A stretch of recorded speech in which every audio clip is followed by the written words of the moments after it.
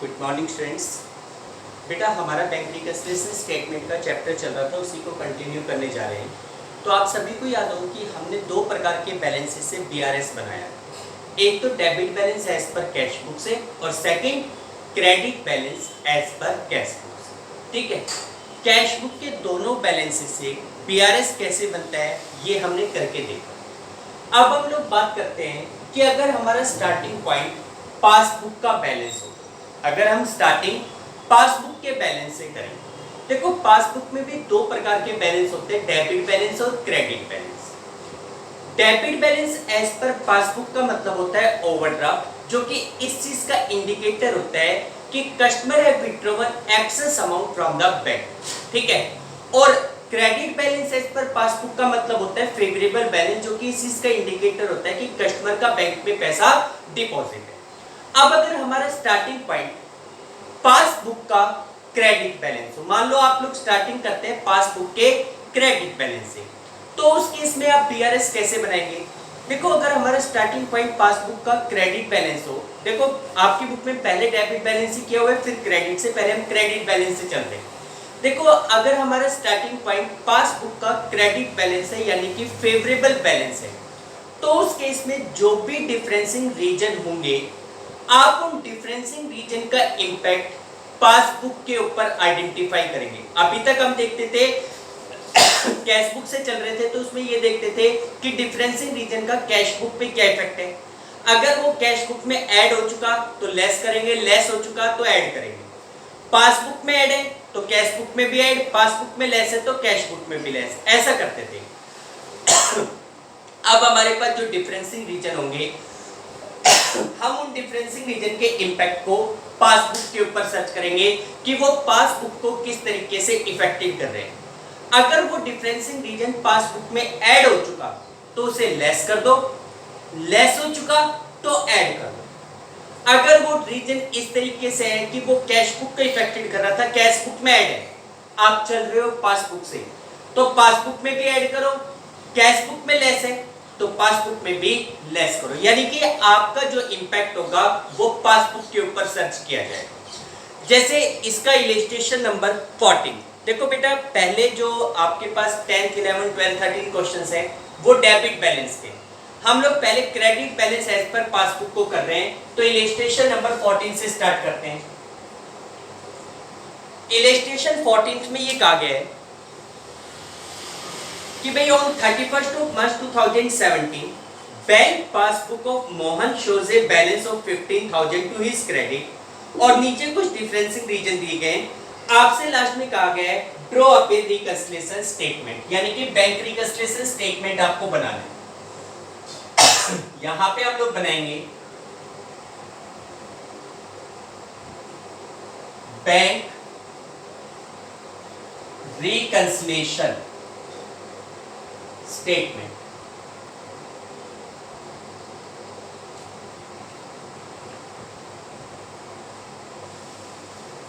As on 31st of March 2017।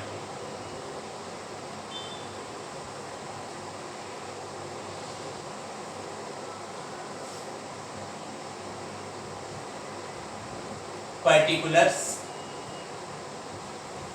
details and total amount। Particular details and total. देखो सबसे पहले ये कह रहा है कि भाई on 31st of March 2017 bank passbook of Mohan showed a balance of rupees 15,000 to his credit।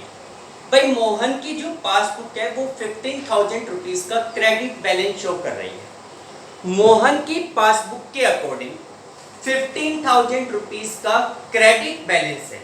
Mohan की पासबुक के अकॉर्डिंग 15,000 का क्रेडिट बैलेंस है, यानी कि फेवरेबल बैलेंस है। तो आप सबसे पहले लिखेंगे credit balance as per passbook, credit balance as per passbook. बेटा पासबुक के अकॉर्डिंग 15,000 रुपीज का बैलेंस है। अब आगे आपके पास डिफरेंसिंग रीजन में क्या कहता है, फर्स्ट पॉइंट कि बिफोर दैट डेट का मतलब 31 से मार्च से पहले he had issued check amounting to rupees 8,000 of which check amounting to 3,200 have so far been presented for payment। बेटा ये कह रहे हैं कि उस डेट से पहले यानी कि 31 से मार्च से पहले उसने 8,000 रुपीज के चेक इशू किए थे, यानी कि जो ऑनर है, बिजनेसमैन है, उसने 8,000 रुपीज के चेक इशू किए थे, जिसमें से केवल 3,200 रुपीज के चेक पेमेंट के लिए प्रेजेंट हुए। देखो बंदे ने 8,000 के चेक इशू किए तो अपनी कैश बुक में से 8,000 रुपीज माइनस कर दिए, लेकिन ये कहता है उस डेट तक अब तक केवल 3,200 रुपीज के चेक पेमेंट के लिए प्रेजेंट हुए बैंक में। तो इसका मतलब ये हुआ कि 3,200 रुपीज कैश बुक में भी माइनस हो चुका, 3,200 रुपीज पासबुक में भी माइनस हो चुका। गलती डिफरेंस इस 3,200 की वजह से नहीं है, डिफरेंस क्रिएट हो रहा है बाकी के 4,800 रुपीज की वजह से। बाकी के 4,800 रुपीज के चेक ऐसे हैं जो आपने इशू किया लेकिन पेमेंट के लिए प्रेजेंट नहीं हुआ। सोचो क्या इफेक्ट पड़ा होगा। आपने 4,800 रुपीज के चेक इशू किए, जैसे ही आपने चेक इशू किए होंगे आपने अपनी कैश बुक में क्या कर दिया, माइनस कर दिया। पेमेंट के लिए प्रेजेंट नहीं हुए, इसका मतलब पासबुक में माइनस नहीं हुआ। कैश बुक में माइनस है, पासबुक में माइनस नहीं है। कहां से चल रहे हो, पासबुक के बैलेंस से चल रहे हो, तो पासबुक में भी क्या करो, माइनस करो, लेस करो। वही दो पार्ट ऐड और लेस का। यहां पे लिखेंगे check issued but not presented for payment। Check issued but not presented for payment। कितने के चेक हैं जो पेमेंट के लिए प्रेजेंट नहीं हुए, 4,800 रुपीज। इसके बाद नेक्स्ट ट्रांजेक्शन ये कहते हैं a cheque of ₹2,200 paid by him into the bank. भाई उसने 2,200 रुपीज का चेक बैंक में पे किया, पे का मतलब डिपॉजिट करवाया, लेकिन ये कह रहा है 26 मार्च को is not yet credited in the passbook. भाई उसने यानी कि ओनर ने एक चेक बैंक में डिपॉजिट करवाया 2,200 का, जैसे ही जमा कराया होगा कैश बुक में ऐड कर दिया, लेकिन ये कहता है is not yet credited by bank, लेकिन बैंक ने उसको अब तक क्रेडिट नहीं किया, इसका मतलब पासबुक में वो अभी तक प्लस नहीं हुआ। ठीक है, अब देखो क्या इफेक्ट पड़ रहा है। ये चेक कैश बुक में तो प्लस हो चुका, पासबुक में प्लस नहीं हुआ। कहां से चल रहे हो, पासबुक से चल रहे हो, तो पासबुक में भी इसको क्या कर दोगे, ऐड कर दोगे। यहां पे लिखोगे चेक डिपॉजिटेड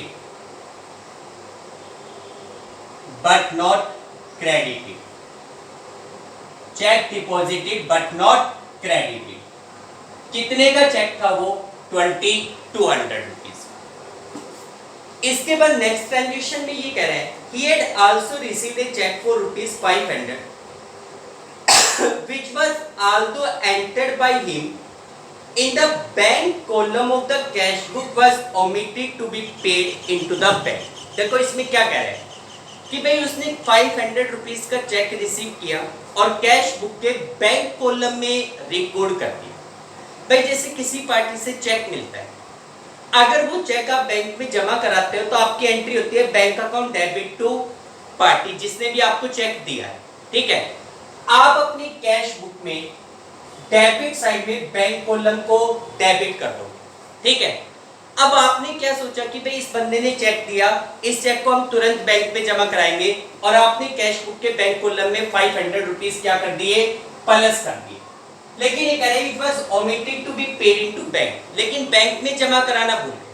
अब देखो क्या इफेक्ट पड़ रहा है, आप अपनी कैश बुक में रिकॉर्ड कर चुके, इसका मतलब कैश बुक में तो आप 500 रुपीज प्लस कर चुके, लेकिन बैंक में डिपॉजिट नहीं करवाया, बैंक में पे नहीं किया, जमा नहीं करवाया, तो क्या बैंक आपके अकाउंट में 500 प्लस कर देगा, नहीं करेगा। इट मींस कैश बुक में प्लस है, पासबुक में प्लस नहीं है। आप चल कहां से रहे हो, पासबुक से, तो पासबुक में भी क्या करो, प्लस कर देंगे। यहां पे लिखेंगे check received and recorded in cash book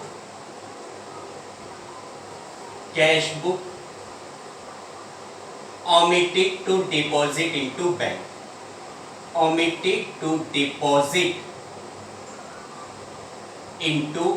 bank उसको बैंक में जमा करवाना भूल गए। कितने रुपए का चेक है बेटा? वो 500 रुपीज का चेक है। इसके बाद नेक्स्ट ट्रांजेक्शन कह रहे हैं कि on 30th of March a check for rupees 1570 received by him was paid into the bank but the same was omitted to be entered into the cash book। अब देखो ये कह रहा है कि 1500 का चेक किसी पार्टी से रिसीव किया था, उसको बैंक में पे कर दिया, यानी कि बैंक में डिपॉजिट करा दिया। बैंक में डिपॉजिट करा दिया तो बैंक ने डिपॉजिट कर लिया, पासबुक में 1570 क्या हो गया? प्लस हो गया। Was omitted to record in cash book, उसको कैश बुक में रिकॉर्ड करना भूल गए। अब आप देखो सब जगह काम हो गया, बस आपने उस ट्रांजेक्शन को कैश बुक में रिकॉर्ड नहीं किया। पासबुक में 1570 रुपीज क्या हो चुके? प्लस हो चुके। कैश बुक में कुछ नहीं हुआ, कैश बुक से चल रहे हो तो कैश बुक में भी पासबुक से चल रहे हो। इस बार कहां से चल रहे हो? पासबुक। यहाँ पे 1570 प्लस है, यहाँ पे कुछ नहीं हुआ तो पासबुक से चल रहे हो तो पासबुक में ऑलरेडी प्लस हो चुका तो उसे क्या करोगे? माइनस करोगे, लेस करोगे। तो यहां पे लिखेंगे check received and paid into bank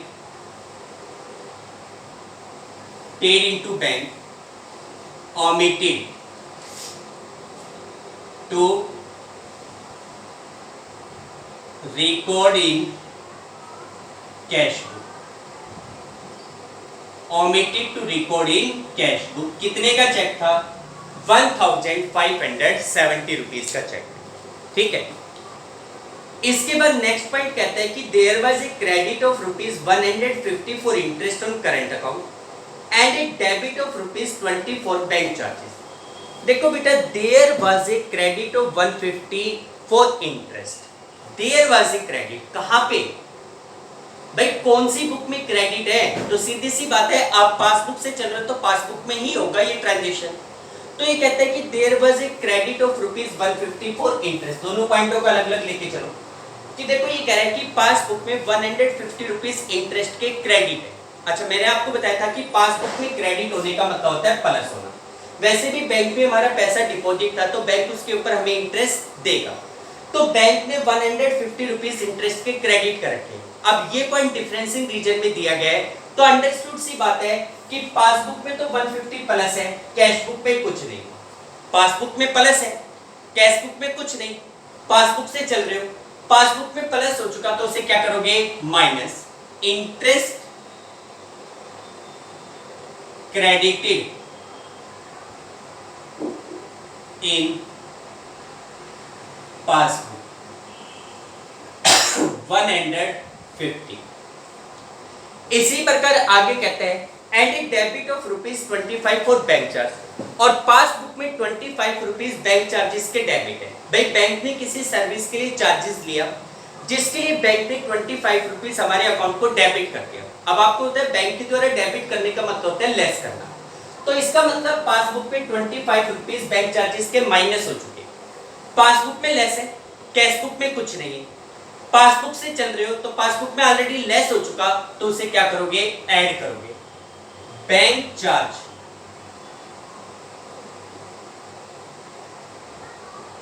debited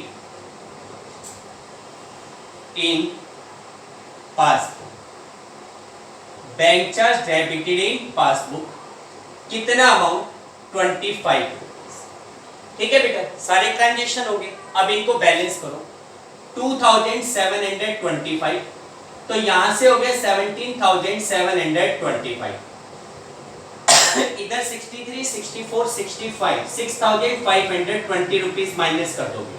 ठीक है, तो ये कितना बचेगा आपके पास? 11,205 रुपीज। कितना बचेगा? 11,205। अब आप देखो पासबुक के बैलेंस से चल रहे हो तो आपको लास्ट में जो बैलेंस मिलेगा वो किसका मिलेगा, कैश बुक का। क्रेडिट से चल रहे हो तो किसका मिलेगा, डेबिट बैलेंस। तो आप इसको क्या लिखेंगे, debit balance as per cash book. भाई कैश बुक के अकॉर्डिंग 11,205 रुपीस का कौन सा बैलेंस हो गया, डेबिट बैलेंस हो। कौन सा बैलेंस हो गया, डेबिट। ठीक है बेटा, इस तरीके से हमें बीआरएस बनाना है with the help of credit balance of cash, sorry passbook. ठीक, देखो बेटा इसके एक दो क्वेश्चंस और देख लेते हैं, कोई ठीक सा क्वेश्चन हो। बस एक क्वेश्चन और देख लो इसका, क्रेडिट बैलेंस का, इलस्ट्रेशन 15। ठीक है,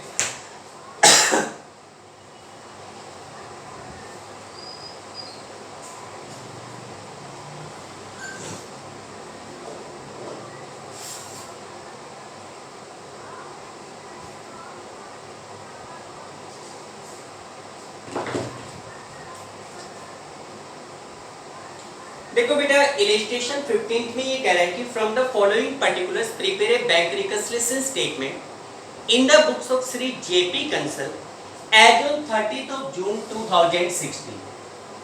30th ऑफ जून 2016 का बीआरएस आपको बनाना है।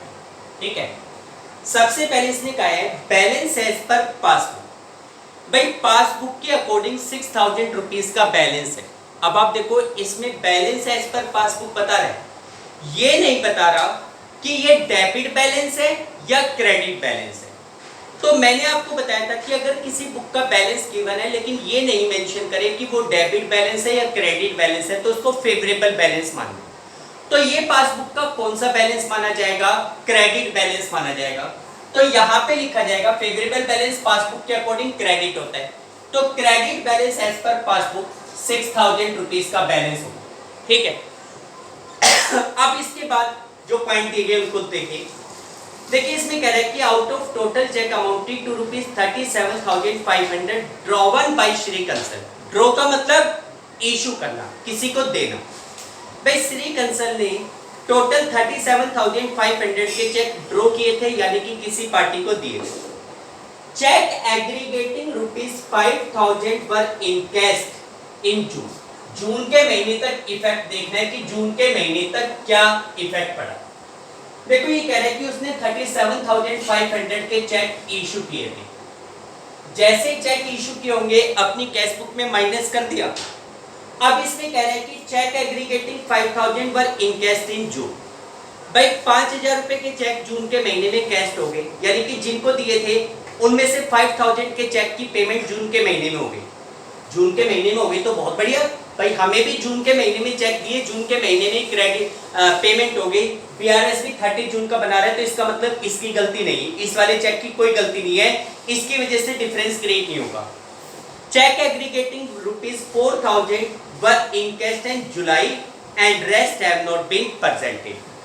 देखो 5,000 का चेक तो जून में आ चुका, इसकी वजह से गलती नहीं। 4,000 का चेक जुलाई के महीने में आया और बाकी के जो चेक है, बाकी कितने बच गए, 28,500 रुपीज और बच गए। ये दो चेक ऐसे थे, एक 4,000 का जुलाई में आया और एक अभी तक आया ही नहीं है। आप तो 30 जून तक का इफेक्ट देखोगे कि 30 जून तक क्या इफेक्ट पड़ा। भाई 30 जून तक हमने अपनी कैश बुक में 37,500 रुपीज माइनस कर दी। अब उसमें से 30 जून तक 5,000 रुपए का चेक आ चुका पेमेंट के लिए, पेमेंट हो गई। बाकी का चेक कोई जुलाई में आए, अगस्त में आए, सितंबर में आए, जून तक तो नहीं आए ना। तो इसका मतलब जब 30 जून को जब आप अपने बैंक से स्टेटमेंट मंगवाओगे तो हमारी कैश बुक में 37,000 माइनस हो रहा है, पासबुक में केवल 5,000 रुपीज माइनस हो रहा है, बाकी कितने बच गए, 32,500 रुपीज बच गए। ये ऐसे चेक है जो हमने इशू किए, हमने अपनी कैश बुक में माइनस कर दिए, लेकिन अप टू 30 जून पासबुक में माइनस नहीं। कैश बुक में माइनस है, पासबुक में माइनस नहीं है। पासबुक से चल रहे हो तो पासबुक में भी क्या करोगे, लेस करोगे। दोनों पे एक साथ लिखेंगे, 4,000 को भी और 28,500 को भी एक साथ ही लिख दो। Check issued checks issued but not presented for payment, but not presented for payment। कितने के चेक है? 32,500 रुपीज के चेक। ठीक है।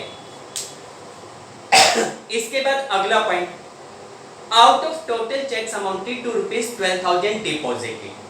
हमने टोटल 12,000 के चेक डिपॉजिट करवाए थे, यानी कि बैंक में जमा करवाए। Cheque aggregating ₹7500 were credited in June, cheque 2,000 were credited in July and rest have not been collected. देखो ये कह रहा है कि हमने 12,000 की चेक बैंक में जमा कराए, तो हमने अपनी कैश बुक में 12,000 प्लस कर दिया। ये कहते हैं 7500 रुपीज के चेक जून के महीने में क्रेडिट हो गए। भाई बैंक में भी 7500 के में चेक जून के महीने में आ गए, तो 7500 की गलती तो है नहीं। भाई 7500 के चेक हमने अपनी कैश बुक में भी प्लस कर रखे हैं, और 7500 के चेक 30 जून से पहले 30 जून से पहले पासबुक में भी प्लस है। तो इस 7500 की वजह से कोई मिस्टेक नहीं, ठीक है। मिस्टेक रह गई बाकी के 4,500 रुपीज के चेक की वजह से, बाकी के 4,500 के चेक, उसमें से कह रहे हैं कि 2000 का चेक जुलाई में आया और बाकी 2500 अभी तक आए नहीं। भाई जुलाई अगस्त सितंबर कभी आओ, 30 जून तक तो नहीं आया, जिस डेट को आप बीआरएस बना रहे हो। हमारी कैश बुक में ये 4500 प्लस हो चुका, पासबुक में अप टू 30 जून प्लस नहीं हुआ, यही बात है। कैश बुक में ऐड है, पासबुक में ऐड नहीं है। पासबुक से चल रहे हो फेवरेबल बैलेंस है, तो पासबुक में भी क्या करोगे? Add checks deposited but not credited, but not credited. कितने के चेक है बेटा? 4500 के, 4500 के चेक से। ठीक है। इसके बाद अगला पॉइंट कहता है कि बैंक का charge 27 rupees as its commission. भाई बैंक ने 27 रुपीज इसके कमीशन के चार्ज किए for collecting outstation cheque and is allowed interest 330 on the bank balance. दोनों अलग अलग पॉइंट है। भाई पहले पॉइंट में ये कहता है कि बैंक का charge 27 as its commission, bank ने 27 रुपए का कमीशन चार्ज किया आउट स्टेशन चेक को कलेक्ट करने के लिए। एक सेकंड, देखो बेटा ये कह रहा है, सॉरी, देखो ये कह रहा है कि कोई आउट स्टेशन चेक था, कोई अदर स्टेट का चेक था, जिसको कलेक्ट करने के ऊपर बैंक ने 27 रुपीज का कमीशन चार्ज किया। अब सोचो क्या होगा, बैंक जैसे ही हमसे कमीशन लेगा, तुरंत वो कमीशन हमारी पासबुक में क्या कर देगा? माइनस कर देगा। अब ये पॉइंट डिफरेंसिंग रीजन में है, तो इसका मतलब पासबुक में माइनस है, कैश बुक में माइनस नहीं है। पासबुक से चल रहे हो, पासबुक में ऑलरेडी माइनस हो चुका, तो उसे क्या करोगे? प्लस। यहां पे लिखेंगे commission charge by bank, bank के द्वारा कमीशन चार्ज किया गया, कितना? 27। इसी प्रकार आगे कहते हैं कि and has allowed interest 330 on bank balance. Bank ने बैंक बैलेंस के ऊपर 330 रुपए का इंटरेस्ट अलाउड किया, and has allowed interest 330 on bank balance. भाई बैंक ने हमारे बैलेंस पे 330 का इंटरेस्ट अलाउड किया। बैंक जैसे इंटरेस्ट अलाउड करेगा, पासबुक में तुरंत क्या कर देगा? प्लस। अब इसका मतलब ये ट्रांजैक्शन पासबुक में प्लस है, कैश बुक में कुछ नहीं। पासबुक में ऑलरेडी प्लस हो चुका, तो उसे क्या करोगे? माइनस। तो यहां पे लिखेंगे इंटरेस्ट अलाउड बाय बैंक। कितने का इंटरेस्ट अलाउड किया गया बैंक के द्वारा? 330 रुपीज। इसके बाद अगला पॉइंट कहता है amount wrongly debited by bank 2400। देखो बैंक ने गलती से हमारे अकाउंट को डेबिट कर दिया। अब आपको बताया था बैंक के द्वारा क्रेडिट का मतलब होता है ऐड, डेबिट का मतलब होता है लेस। जैसे कई बार बैंक में एक ही नाम के दो कस्टमर्स होते हैं या 14 और 15 डिजिट का अकाउंट नंबर होता है, अगर मान लो लास्ट में 5 की जगह बाय मिस्टेक 6 एंटर हो जाए, 6 लिख दिया जाए, तो किसी एक अकाउंट का पैसा किसी दूसरे अकाउंट में चला जाता है। तो देखो ये कहता है कि bank has wrongly debited rupees 2400, bank ने हमारे अकाउंट को गलती से डेबिट कर दिया 2400 से। बैंक के द्वारा डेबिट करने का मतलब होता है माइनस करना। बैंक ने गलती से बाय मिस्टेक हमारे अकाउंट में 2400 रुपीज माइनस कर दिया। अब आप देखो पासबुक में माइनस है, कैश बुक में माइनस नहीं, पासबुक से चल रहे हो, पासबुक में लेस हो चुका तो उसे क्या करोगे, ऐड करोगे।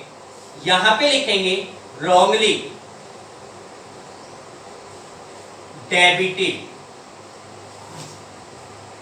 बाय बैंक, बैंक के द्वारा गलती से अमाउंट डेबिट हुआ है 2400 रुपीज का। ठीक है, आगे कह रहे हैं A check of rupees 1200 was entered in the cash book in June 2016 but was sent to bank in July। देखो ये कह रहा है कि एक चेक 1200 रुपीज का बैंक में कैश बुक में जून के महीने में एंटर हो गया, यानी कि हमने कैश बुक में जून के मंथ में उस चेक को रिकॉर्ड किया। अब कौन सा चेक, किसी को दिया जाने वाला चेक या किसी से मिलने वाला चेक। तो अंडरस्टूड सी बात है। आगे के पॉइंट में ये कह रहा है कि it was sent to bank in July, bank में भेजेगा कौन, हम भेजेंगे। और हम कौन सा चेक भेजेंगे, जो हमें किसी से मिला। तो किसी पार्टी से कोई चेक मिला जिसको हमने जून के महीने में कैश बुक में रिकॉर्ड कर लिया। कैश बुक में रिकॉर्ड करने का मतलब होता है कैश बुक में प्लस करना। भाई किसी से मिला हुआ चेक कैश बुक में प्लस ही करेंगे। अब आप देखो कि आप तो जून के महीने में अपनी कैश बुक में प्लस कर चुके, लेकिन आपने उस चेक को बैंक में जुलाई में भेजा है, जून में तो नहीं भेजा ना। तो जून के मंथ तक कैश बुक में प्लस है, पासबुक में प्लस नहीं हुआ। ठीक है, कैश बुक में प्लस है, पासबुक में प्लस नहीं है। पासबुक से चल रहे हो तो पासबुक में भी क्या करो, प्लस करोगे। यहां पे लिखेंगे check receive and recorded in cash book, in cash book, omitting to send to bank, bank में जमा कराना भूल गए। भाई जून के महीने में डिपॉजिट नहीं करवाया, जुलाई में बेशक करो, जून में तो नहीं करवाया। आगे कह रहे a cheque of rupees 13,300 paid into bank was return dishonoured but no intimation was received from the bank till 30th of June। देखो ये कह रहा है कि ये cheque of 13,300 paid into bank, एक 13,300 का चेक बैंक में पे किया था, इसका मतलब बैंक में डिपॉजिट करवाया था।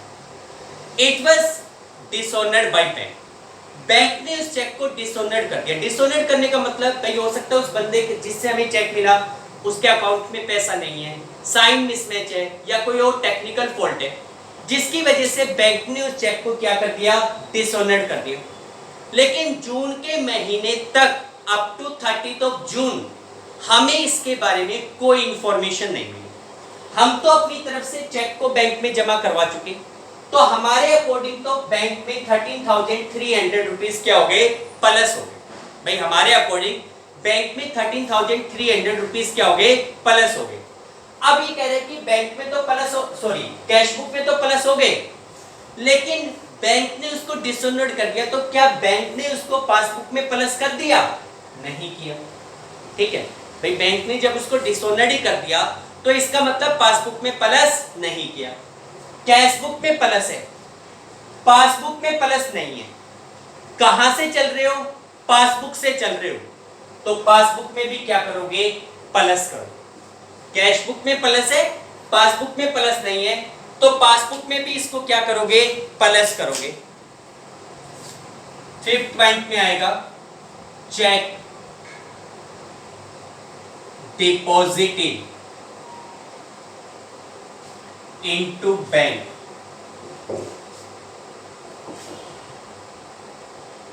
But dishonour. कितने का चेक था? 13,300। ठीक है बेटा, 13,300 हो गया। अब आप इनको बैलेंस करो, टोटल कितना आएगा? 14,000, 16,000, 20,000, 21,127। टोटल हो गया 27,127। लेस का आइटम कितने का है? 32,830। अब आप देखो, लेस अमाउंट ज्यादा है, इसमें से इसको माइनस करोगे, डिफरेंस बचेगा 5,703 रुपीज का डिफरेंस बचेगा। 5,403 आएगा, 27,000।